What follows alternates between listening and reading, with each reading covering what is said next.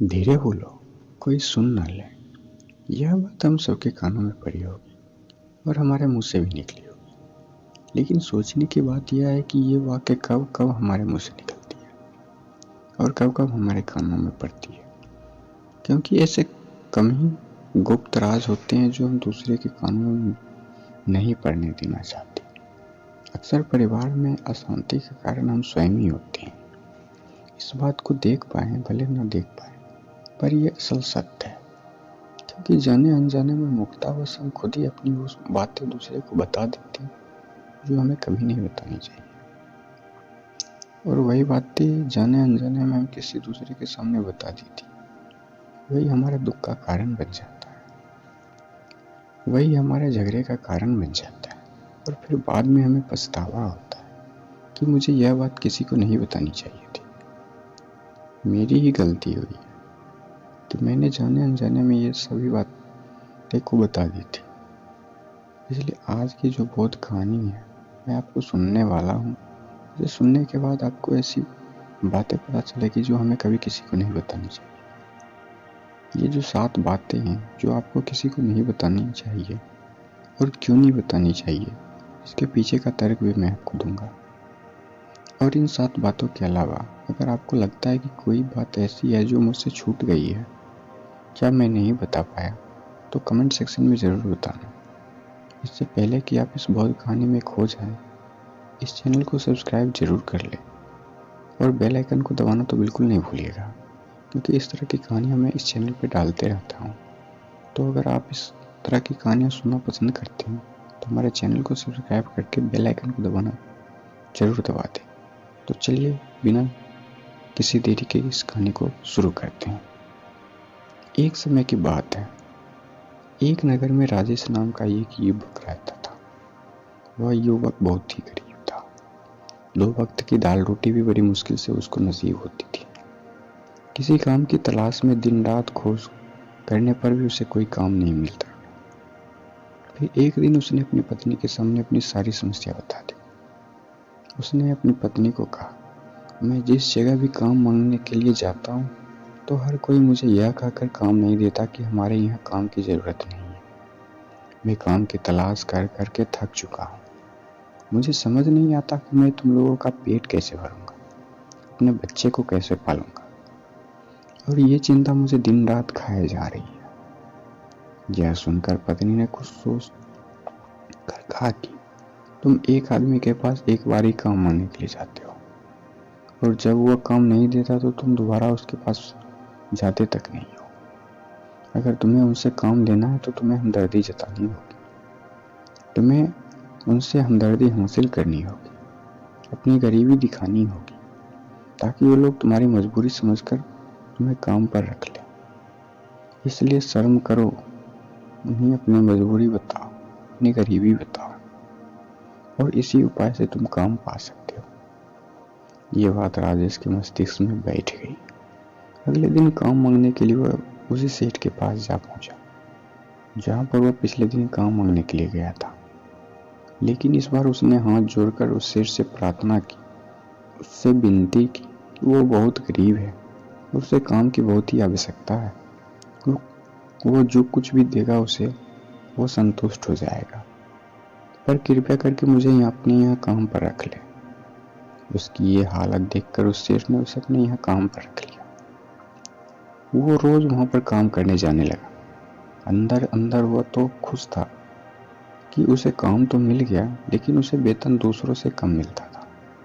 वही काम जो दूसरे लोग कर रहे थे उन्हें ज़्यादा वेतन मिल रहा था और इससे कम वेतन मिल रहा था।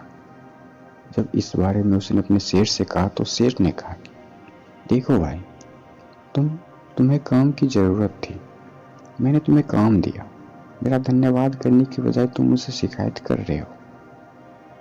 ये सुनकर राजेश वहीं चुप हो गया। बात कहीं ना कहीं सत्य थी। सेठ ने तो उसे उसकी मजबूरी के हिसाब से ही काम दिया था और इसलिए वो उसने अपने सारी वेतन देता था। लेकिन धीरे धीरे उसने ये बातें अपने सगे संबंधियों और अपने दोस्तों को बताना शुरू कर दिया कि उसका सेठ कैसे आदमी है और उसे कितना वेतन देता है। समय बीतता रहा और राजेश पूरी लगन के साथ अपना काम करता था, लेकिन अब परिस्थितियां बदलने लगी थी। सेठ अब राजेश से दूसरे लोगों से ज्यादा काम लेता था और उसे कम वेतन देता था।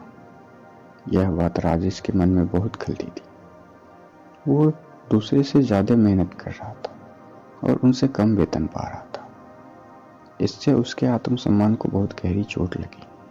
अब वह धीरे धीरे उसका मन काम से हटने लगा। उसका मन काम में लगता ही नहीं था। जाहिर सी बात है कि ऐसी जगह किसका मन लगेगा जहां आदमी को अपने आत्मसम्मान के साथ समझौता करना पड़े। इसलिए जल्दी उसने अपना काम छोड़ दिया और वो घर पर आकर खाली बैठ गया। और उसके पास घर का खर्चा चलाने के लिए भी पैसे नहीं थे। इसलिए उसने अपने सगे संबंधियों और अपने दोस्तों से सहायता मांगने शुरू कर दिया। लेकिन उसके दोस्त उसके सामने तो उसे दया का पात्र समझते थे, उसे दिलासा देते थे, लेकिन पीछे से उसका मजाक उड़ाते थे। वो कहते हैं कि कितना बेवकूफ है, सेठ से इतना काम लिया और बेचारे को पैसे भी नहीं दिए। अरे हम इसको पैसे दे दे तो ये कल हमारा पैसा भी वापस कर पाएगा। इसकी ऐसी हालत है कि काम तो इसके पास कुछ है नहीं, पैसे कहाँ से ला के देगा। और इसी वजह से राजेश की हालत दिन ब दिन खराब होती जा रही थी। अब वो दिन रात तनाव में रहने लगा। वहीं दोस्त सगे संबंधियां जो उसके अपने होने का दिखावा कर रहे थे, वो उसे दया का पात्र समझ रहे थे। उन्हें उसके ऊपर तरस आ रहा था। सब लोग आकर उसे ज्ञान तो बहुत देते थे, लेकिन कोई सहायता नहीं करता था। और अक्सर ऐसा ही होता है, ज्ञान देने वाले बहुत मिल जाते हैं, लेकिन मदद करने वाले, उंगली पकड़ के और हाथ पकड़ के आगे चलाने वाले कितने लोग मिलते हैं। एक दिन उसे पता चला कि पड़ोस के गांव में एक बौद्ध भिक्षु आया हुआ है जो बहुत ही ज्ञानी है। राजेश इतना तनाव में था कि उसे कोई रास्ता नजर नहीं आ रहा था। इसलिए जाने ना अनजाने में उस बौद्ध के पास पहुंच जाता है। वहां पहुंचकर वह सीधे उनके पैरों में गिरकर रोने लगता है। वह रोते रोते उन्हें अपनी सारी परिस्थितियां बताता है। उन्हें बताता है कि किस तरह उसके सेठ ने उसका फायदा उठाया और उसके सगे संबंधियां उसके साथ कैसा व्यवहार रखते हैं। सारी बातें सुनकर बौद्ध भिक्षु ने उसे चुप कराते हुए कहा, बेटा, ये सारी समस्या तुम्हारी बुद्धिहीनता, तुम्हारी मूर्खता के कारण उत्पन्न हुई है। अगर तुम्हारे अंदर विवेक होता तो इनमें से एक भी समस्या तुम्हारे मन को दुखी नहीं कर सकती थी। लेकिन तुमने अपने अविवेक के कारण, अपनी मूर्खता के कारण खुद ही अपने रास्ते में कांटे बिछा दिए। आज मैं तुम्हें 7 ऐसी बातें बता रहा हूं जो भूलकर किसी को भी मत बताना, और इन बातों का अनुसरण करते हुए तुम बाहर से मिलने वाले दुखों को दूर ही कर सकते हो जो बेवजह दुनिया की वजह से तुम्हारे अंदर पनपते हैं। पहली बात जो किसी को नहीं बतानी चाहिए वो है अपनी मजबूरी। अपनी मजबूरी का दिखावा करके दूसरे का दया का पात्र बन के उनकी सहायता लेने की गलती कभी मत करना। हो सकता है कि आज वो तुम्हारी मजबूरी देखकर तुम्हारी सहायता कर भी दे, लेकिन कल वो तुम्हारा फायदा उठाने से भी नहीं चूकेंगे। और अगर फायदा भी नहीं उठाया तो दूसरे के सामने तुम्हारा मजाक बनाने में वो आदमी कभी नहीं चूकेगा। इसलिए कभी भी अपनी मजबूरी का दिखावा मत करो। अगर घर में 2 रोटी है, सूखी रोटी है, तो वही खाकर सो जाओ, लेकिन दूसरों को इसके बारे में भनक तक नहीं लगनी चाहिए। जरा आप खुद सोचो, मजबूरी बताने का क्या मतलब होता है। एक इंसान या तो वो दूसरे से सहानुभूति हासिल करना चाहता है या उनसे कोई आर्थिक मदद चाहता है। लेकिन अगर दोनों ही परिस्थितियां आप देखें तो दूसरा आदमी आपका फायदा उठाने से नहीं चूकेगा, और अगर वो फायदा भी नहीं उठा रहा है तो आपकी नज़र में तो आप तो मूर्ख ही समझेंगे, बेवकूफ़ ही समझेंगे, और दूसरे के सामने आपका मजाक तो जरूर बनाएंगे। इसलिए अपनी मजबूरी के बारे में कभी किसी को मत बताना।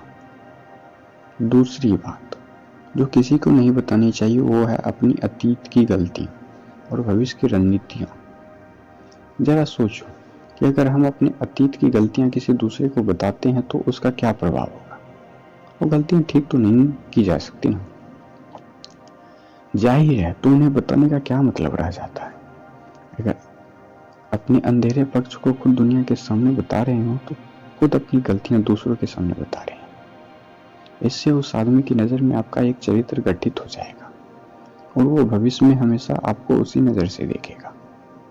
इसलिए किसी भी आदमी की नज़र में अपना चरित्र गठित मत होने दो। और ज़रा सोचो कि आप व्यर्थ में अपने भविष्य की रणनीतियां दूसरों के सामने बता रहे हो। जो लोग आपके काम का हिस्सा ही नहीं है, उनके सामने अपनी भविष्य की रणनीतियां, अपनी डींग हाँकने का क्या फायदा।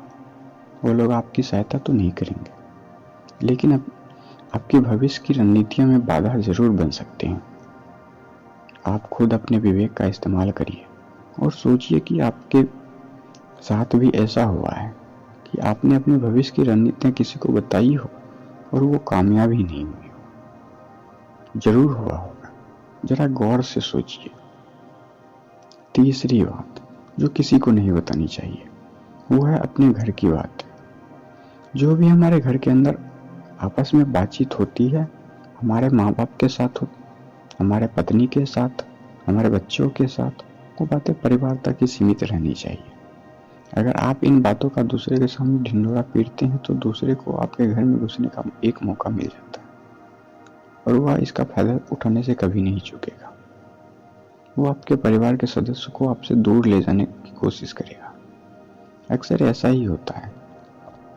हम समाज में देखते हैं कि हम अपने घर के झगड़े को कम करने के लिए उन झगड़ों को अपने पड़ोसियों और दूसरे सगे संबंधियों को बता देते हैं, लेकिन इससे आपको सहायता कभी नहीं मिली होगी, बल्कि आपके घर में लड़ाई और ज्यादा बढ़ जाएगी।